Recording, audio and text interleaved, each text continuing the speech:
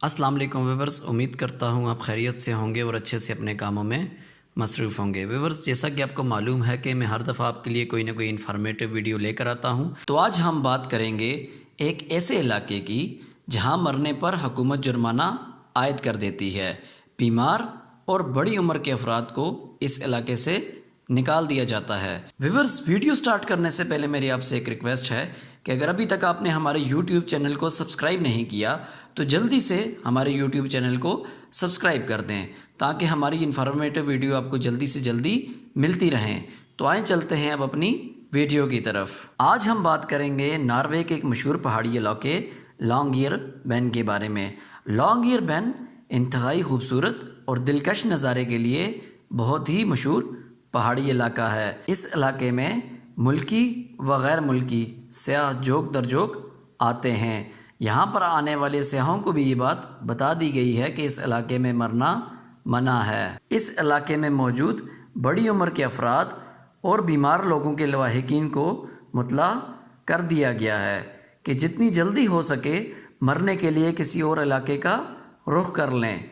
अगर ये लोग इस इलाके में वार्निंग के बावजूद मर जाएंगे तो इनके लवाहिकीन पर भारी जुर्माना आयद कर दिया जाएगा। व्यूअर्स, यहाँ पर आप सब लोग इस बात पे परेशान होंगे कि आखिर ऐसी क्या वजह है जिसकी बिना पर हुकूमत और मकामी इंतज़ामिया ने इस इलाके में मरने पर पाबंदी आयद कर रखी है।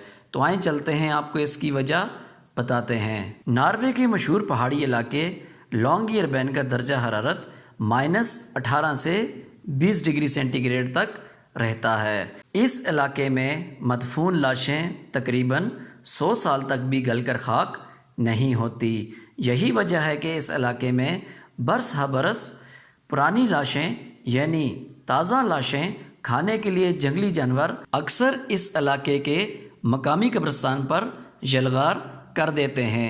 इनकी ज़ियाफ़त से बच जाने वाली लाशें न सिर्फ वबाई अमराज फैलाने का सबब बन सकती हैं बल्कि देखने वालों पर भी अच्छा तासर नहीं छोड़ती।